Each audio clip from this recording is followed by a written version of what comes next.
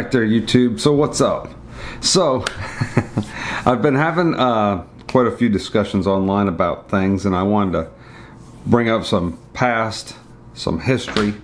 This entire fanboy mentality that a lot of people have, especially on YouTube.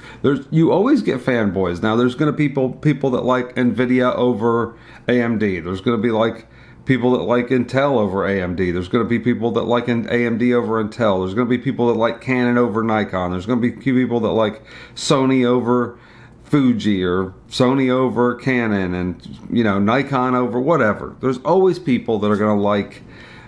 Basically what it is people justify the thing that they buy, right? So they'll if they buy, you spend a couple $1,000s on a camera, you're more likely to try and justify your purchase or justify something. When somebody shows you something that's better or something that works better, you'll make an excuse for your camera and act like you don't really need the feature. And I've been guilty of it. I'm not gonna lie, I've been guilty of it in the past. I have. I know, this is like little story time for me right now. Like story time, because I've been reading posts and watching videos on YouTube. I'm sitting here editing right now. This is a mess, but see, I'm sitting here editing a video right now that I shot, and I'm just working on it, and I figured, why not? I'll make a little, while I'm sitting here editing, I got to thinking about something, and I thought I'd go ahead and make a post about it. Years ago, when DSLRs came out that could record video, actually Nikon was the first company to come out with a DSLR that could record video. A decent quality video was the Nikon D90. Was the first DSLR that recorded video. And everybody thought, what's the point in that? I mean, we have video cameras, we don't need a DSLR. People were spending $3,000 on a video camera. You don't need a DSLR and buy different lenses. The different lenses is kind of cool. But then when Canon came out with the, I think 5D Mark I or something, maybe 5D Mark II, I forget which one it was. One of the 5Ds. When Canon came out with that, everybody freaked out and jumped over to the Canon. And all the professionals in the wedding forum and stuff, everybody bought a Canon full frame DSLR because that was obviously the best. You got the full frame image from the, that was a big deal. The shallow depth of field, that was a big deal to have for your wedding videos.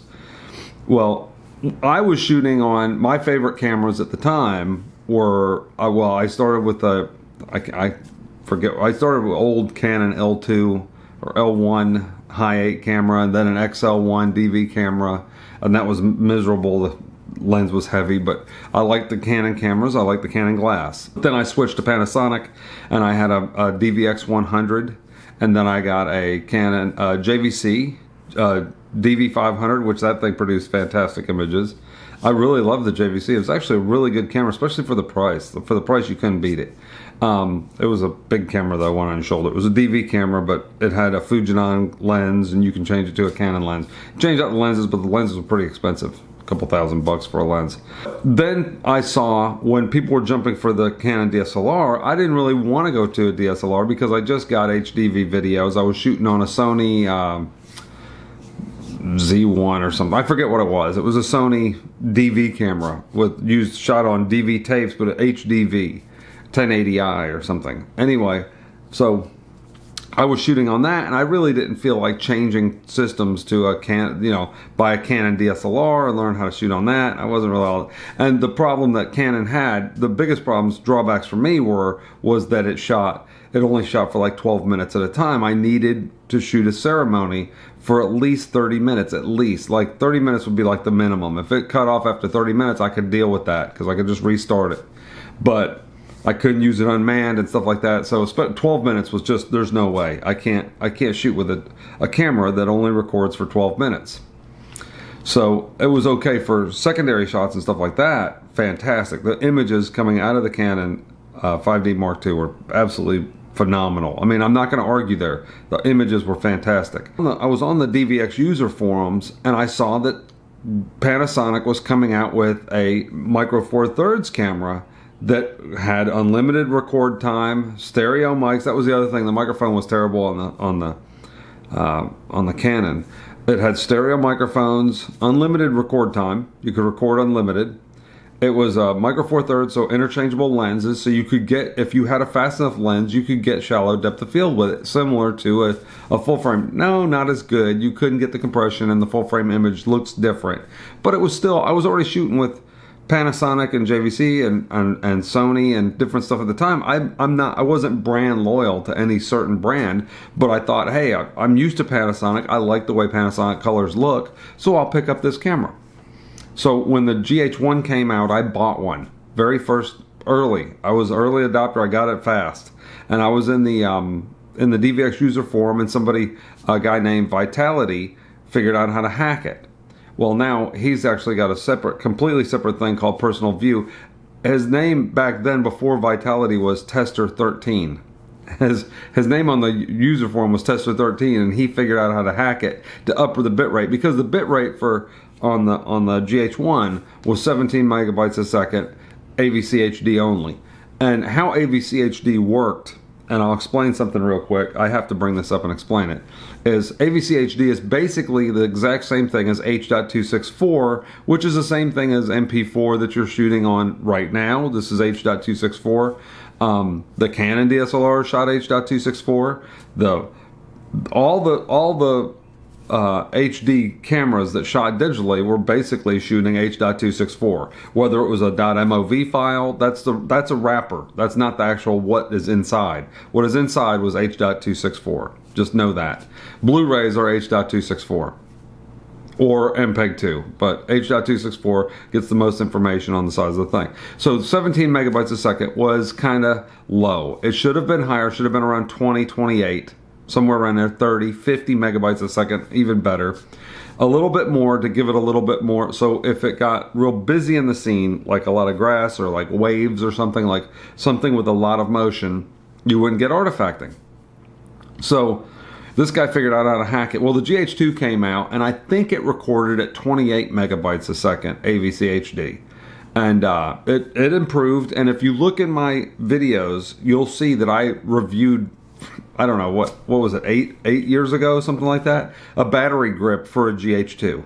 I was shooting with GH2s. I picked up the GH2, I shot with the GH2. I had some GH2s and something else. I forget what else. I shot with a bunch of different stuff. I shot with a Sony camera, a Panasonic HMC 40 or something. I had a HMC 150 I had several, like I had a $3,000 HMC 150. It's like $3,000. It shot on AVC HD also, but it was a professional video camera. So fast forward in the group, the Wedding Cinema group, one of the guys that was one of the big guys in there, I'm not going to name names because he was a good friend of mine and I really like him a lot, and he passed away, and he was a real good friend of mine, but we hung out. I met him at the In Focus, different things, and we went to different events, and I saw him out in Vegas, and he asked me questions and asked my opinion about stuff, and we'd go back and forth. We've talked on the phone a bunch of times. He's a really good guy. I was in the forum, in the Wedding Cinema forum, and I was talking about, I think it was the GH3 when it came out, and I was like, the GH3 is fantastic. I don't know why you would shoot with something that has a record time limit. The GH3 doesn't have a record time limit. It has autofocus while shooting. Oh, that was another thing. None of the DSLRs could autofocus while shooting, let alone do this dual pixel AF that they do now. We're talking about they couldn't even focus while shooting. Focusing while shooting was impossible on a DSLR. You had to push a button. There was no continuous focusing. The GH2 had continuous focusing. They could even track a subject. You could touch the screen and it would track the subject. GH3 had continuous focusing with focus tracking. It wasn't great. It was like the GH5 or something like that. It wasn't great. It was still contrast autofocus. It didn't do dual pixel, so it would lose focus sometimes. It wasn't perfect. So in 90% of the time, I wouldn't even use autofocus on the cameras. We would use just regular focusing, but they had autofocusing. They had unlimited times, right? So in the Wedding Cinema forum, a friend of mine posted I recommended to somebody, hey, why don't you try the GH3? It's a great camera. It's got autofocus, unlimited record times, all that stuff. And that same friend of mine said, oh, it shoots AVC HD. That's a consumer format. And I said, it's the HMC 150 shot AVC HD. That wasn't a consumer. That was a $3,000 camera. This shoots AVC HD. It's 20. It's up to, I think it was 28 megabytes a second. It's not. I wouldn't consider it a consumer. The picture looks fantastic. Plus, it's H.264, which is the same thing these other cameras are shooting. Oh, it's AVC HD. That's a consumer format. AVC HD is the same thing as H.264. The only difference is AVC HD puts folders. A folder called AVC HD, and inside of that folder there's a private folder, and there's other folder structures with files that stitch the files together. So in other words, if you have the card limit would be the record limit for FAT32 or whatever the file system that was on the card could only record 4 gigabyte files. So what AVC HD would do was stitch the 4 gig files together so that you could have this unlimited record time.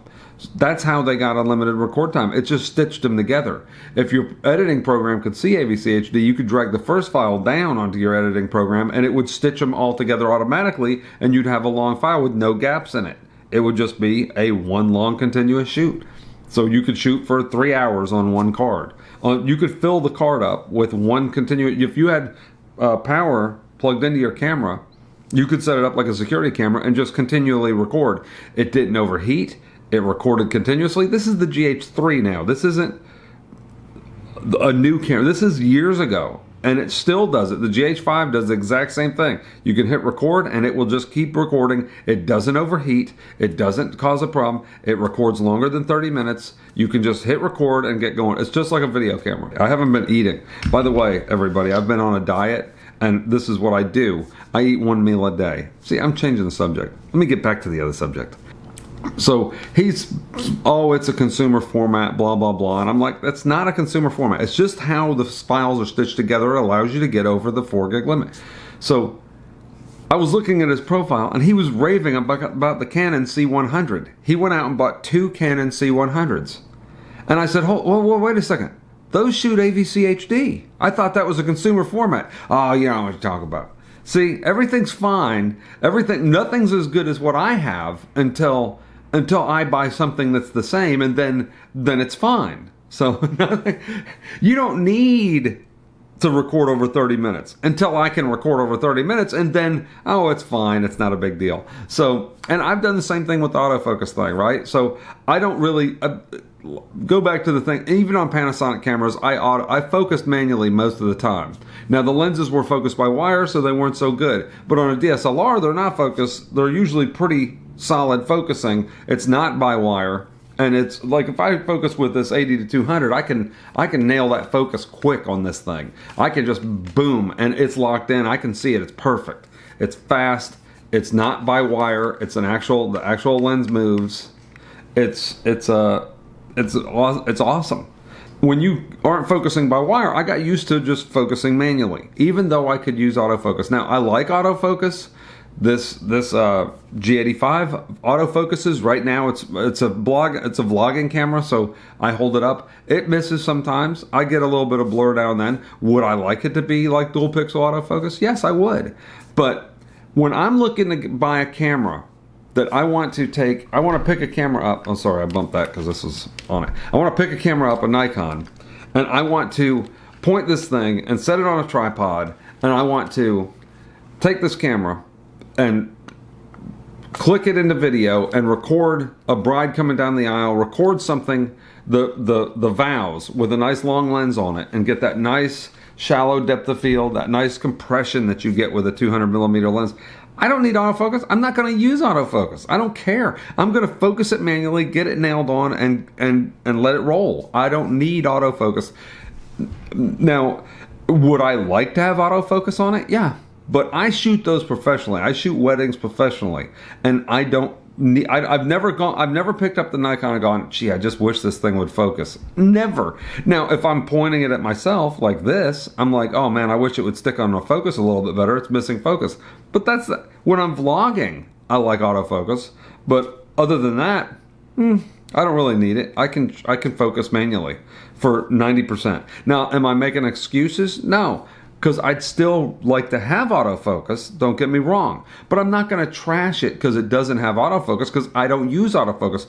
And go back to what I was saying. Back when the Canons, the 5D Mark II, didn't have autofocus, They couldn't even autofocus in video. Everybody on the Wedding Cinema forum that had those cameras, when I would say, oh, that it does autofocus, like a continuous autofocus while you're shooting. Oh, I don't use autofocus. I don't need it. Professionals don't need autofocus. And I said, yeah, but I mean, it does do it.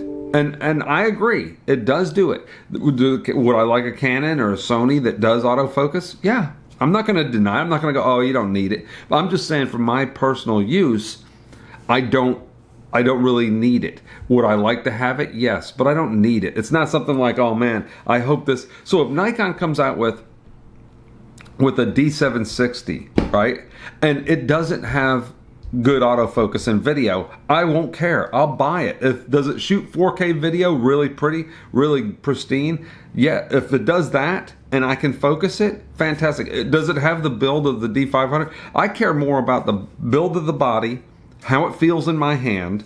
I'm going to be holding the camera. I'm going to be focusing with it. Does the screen tilt? Would I like it to flip out? Yeah, I think. You know what I think? Here's my suggestion for Nikon.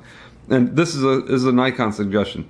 Everybody complains that the Nikon LCD doesn't flip all the way around.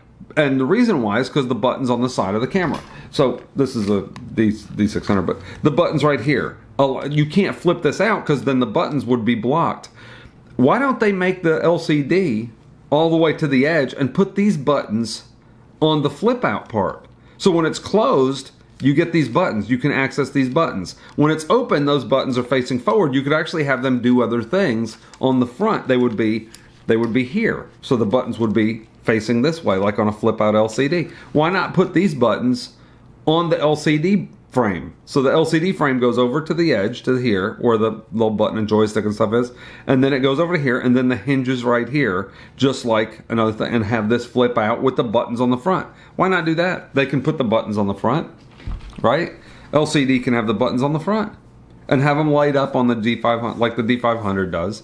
I like the body of the D500. It's a complete joy to shoot with. It's joy to shoot photography and video. I shoot photography and video. I shoot both. If you look through my videos, you'll see I had the Sony AX100. I got it as a little second camera so I could hand it to a second shooter and flip it on. They flip out the screen, hit record, and start going. And let me tell you, there was the thing I really liked about that camera was how fast and easy it was to pick up out of the bag, open up the thing, hit record, and I'm capturing. It's working. It's capturing what needed to be captured. So if you were in a hurry, if I was in a hurry and I had, say, a D600 or D750, D850, whatever, I had a Nikon D500 in the bag without a lens on it, without the microphone on the top, and it's in the bag, and right beside it I have the Sony AX100, and I walk into a bridal room and she's starting to put her earrings on because I missed it. I'm gonna pick up that AX100 and walk over there real quickly, flip out the screen, and start recording her putting on her earrings. I'm gonna get that shot right then. I'm not gonna pick up the Canon or Nikon, whatever, fiddle with the lens, find the right wide lens for it, put the microphone on the top, pop it open, go over there, get the settings right, hit record, focus, and then get the shot. It takes too long. If you're in a hurry, a video camera is the best thing. This little G85, actually, I keep the lens on this. I don't even take the lens off of this because I don't have but like one or two lenses for the Panasonic. I just leave the lens on it, the 12 to 60. It's a 12 to 60, so it gets a wide enough shot. It's it's a kit lens, but it's fine for video. Pictures are, it's okay. It's not as sharp, but for video, it's fine. And it shoots 4K video. I'll have this in the bag or even vlogging with it. And I'll already have it out. I can turn this on and start recording like in 2 seconds and get the shot. I just saw a video from a guy, and he was talking about all the different things that he'd like to see in cameras. And he said that that no camera, no DSLR can shoot for any length of time without overheating. Panasonic does. But I don't even use autofocus that much. Honestly, I'm not trying to make excuses for the camera. I'm just saying, if I'm vlogging, I like to have it. And I looked at that new Canon M50. It looks pretty cool for vlogging. As a vlogging camera, there was another guy I follow on YouTube. I forget his name, but he just got one for vlogging. And he had a GH5. And to me, I think the GH5 is a little bit big for vlogging. This G85 is perfect. the GH5 is a little bit big for vlogging, so I wouldn't use it as a vlogging camera. I guess you could in a pinch, because the screen does flip out and it flips around, so you could in a pinch, but I can see my face in this screen just fine, and I don't need another camera. I just was noticing the hypocrisy, you know, like if you get a Sony, if you buy something, you spend several $1,000s on something, and you tend to make excuses for it, or claim that you don't really need those other features. And you know, I do it myself. I do it too. I claim I don't really need autofocus. I don't really need dual pixel autofocus. But maybe if I was shooting with it and it had it and it locked in, or intelligent eye focus that Sony has, maybe if I'm sitting there focusing and I'm shooting, and it's locking on the couple's eye, and I'm taking pictures and I'm getting that perfect eye, the eye in perfect focus, maybe I'll be like, this is the best thing since sliced bread. I don't know. I've got a lot of Nikon glass. So I've got 8200, 7200, what is this? The Takina 100 f2.8. This is one of my favorite lenses. This little macro Takina. This thing's awesome. I've got little 50s, and I got 24 to 70. I got a bunch of glass that I would just be able to pop on another body. So that's more the reason why I don't really feel like changing to like a Sony system or something like that. And honestly, for what they do, they all shoot really good video. They all shoot really good photos. You don't really, it's tit for tat, what one does over another. Mirrorless is nice because you can see the image at the same time. And I think maybe I'm waiting to see what the next Nikon mirrorless does. But I'm happy with DSLRs. They're not DSLRs. I like the big viewfinder. I like being able to see it, especially for photography. I like shooting photos on the regular DSLR a lot. I like the size. I like a big grip on the camera when I'm holding it shooting photos. If I was shooting video with it, I really wouldn't care. I would be fine with the little Sony for shooting video. I think that would be a fantastic video camera, like the A7 II or A7 III. Would be a fantastic little video camera, because I'm fine with how the controls are, and I like Sony. So I've had Sony cameras and I really liked them. So because I like electronics and technology. Anyway, everybody, I just thought I'd talk about that. What do you guys think? Do you guys see like people making excuses for the products because you know they bought them, and you're like, you're just making excuses because you bought that. You're trying to justify your purchase. I showed you something that's better and faster, and you still claim you don't really need it because you already have something that does a great job or whatever. Do you guys find that as something that happens? It happens to me all the time. I hear it all the time. I had a friend of mine get in a car the other day, and I was driving, and my car drives itself. It basically steers for itself. It has lane keep assist and all that stuff. And he was over there going, you don't really need that stuff. I mean, I don't need it. I was like, I know you don't need it, but wouldn't it be nice if your car had it? Because you might not need it, but it's cool when you have it. See, I might not need cooled seats, but I live in Florida, so it's nice if I have them. If I have the air blowing on the seats, it's awesome. It feels great. So I rented the GH5 a couple times, and I loved it when I shot with it. This wedding here, I shot with the GH5 actually. I love the footage I got out of it. The 4K at 60p was fantastic for slowing motion down and stuff like that. It was just, and the image stabilization. Now that's another one. The in-body image stabilization that Panasonic has on the GH5 is better than everybody's. It's not even close to other people. I mean, the Sony one is okay. It's not. It's about like the G85 here. It's about like the one on the G85. The GH5 is a way step above for in-body image stabilization. Whatever they did in that thing, they got magic. There's magic inside that camera. You can literally walk with it and it looks like it's on a gimbal. It's absolutely unbelievable. It's the best image stabilization I've ever seen. I was hand holding and shooting. It changes how you shoot video, honestly, because normally I would go and grab a monopod and pop it on, but I was shooting and just hand holding it, and I was like, oh, I can get it, and I get the shot hand holding. I was like, this is amazing. It was a fantastic camera for that. It was really, really good in video, and you know, not as good in photos. The photos are okay. When you compare them to like a Nikon, it's not even close. It's not on photos. On video, compared to the Nikon, the Panasonic's miles ahead of it. So that's why I'm hoping that Nikon, because I like Nikon, I've got their lenses, I got all their stuff. I'm hoping they come out with D760, or you know, when they announce their mirrorless this year, the beginning of next year, it's supposed to come out.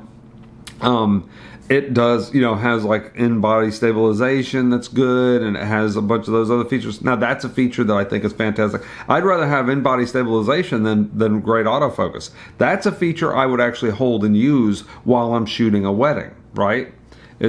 I can get it focused and then keep going, right? Start recording, keep the same distance from the subject. I do it all the time with my Steadicam gimbal. I focus on them and then keep the same distance.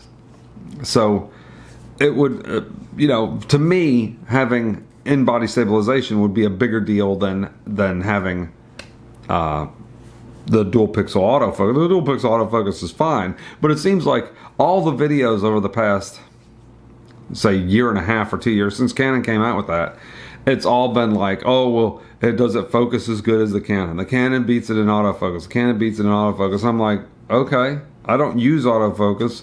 Would I like to have it? Yeah, but it's not like, it's not a make or break feature for me. I'm not like, oh man, I can't wait to have the autofocus. That's not one of the features I even got when I got the G85. I wasn't thinking, oh my gosh, I can't wait. Autofocus is good. I was like, but after I got it, I was like, oh, it's good for vlogging because at least it focuses on me. It autofocuses. It has autofocus, at least decent.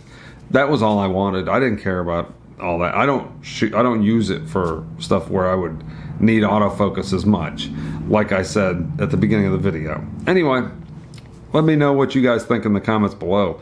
Do you want a camera with, like, does dual pixel autofocus like a big enough deal for you? Like, oh my god, I gotta have that.